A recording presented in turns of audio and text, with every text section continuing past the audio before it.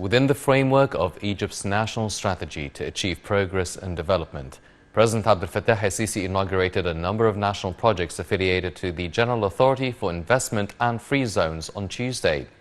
The inauguration comes in parallel with exerted efforts to realize goals of sustainable development as well as Egypt's Vision 2030.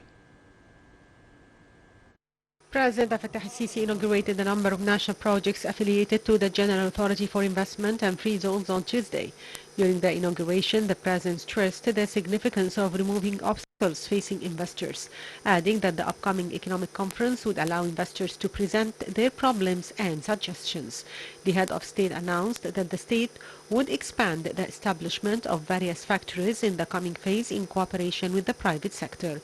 President Sisi expressed the state's readiness to expand technical schools to provide qualified workforce for the job market, calling on investors and businessmen to establish more schools and expressing appreciation and support to businessmen. The President affirmed that Egypt is not far from reality, adding that the state is giving a big care to industry, noting that reaching $100 billion of exportation is not enough for a country whose citizens exceed 100 million. He asserted that Egypt is exerting its utmost efforts to diminish as much as possible the impacts of the current global circumstances pertaining to coronavirus pandemic and the Russia-Ukraine crisis. Meanwhile, the President inspected the electric cables factory and was briefed on the facility's products and visited the Mintra factory at the authority's premises and was briefed on the work line of the facility. President Sisi also inaugurated a number of investment projects in the cities of Banha and Mid Ghamr via video conference. Meanwhile, the President watched a documentary film entitled Promising Track, which highlighted the national projects carried out by GAFI and the track of economic reform introduced by Egypt during the past stage. It also shed light on the importance of investment as a main engine for upping the economic growth rate through implementation of Egypt Vision 2030, which opened the doors for local and foreign investments in Egypt and helped in the establishment of more free zones, logistics, industrial and technological areas.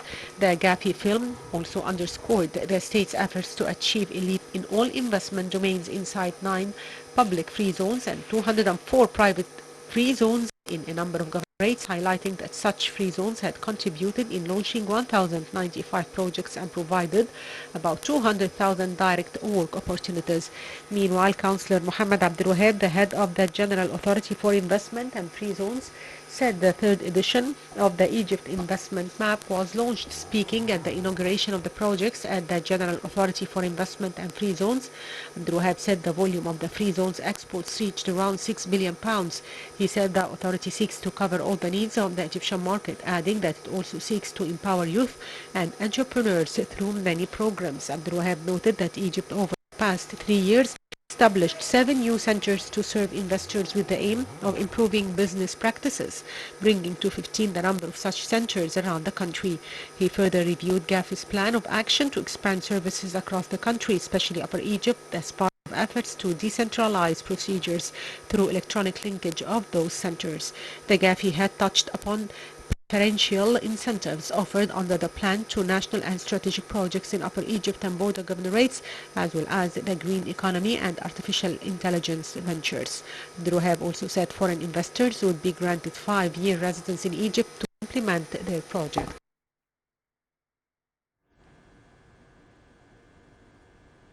On behalf of President Abdel Fattah el-Sisi, Minister of Transportation Kamil al-Wazir, accompanied by the Egyptian ambassador in Tokyo, Mohammed Abu Bakr, participated in the first state funeral ceremony of former Japanese Prime Minister Shinzo Abe.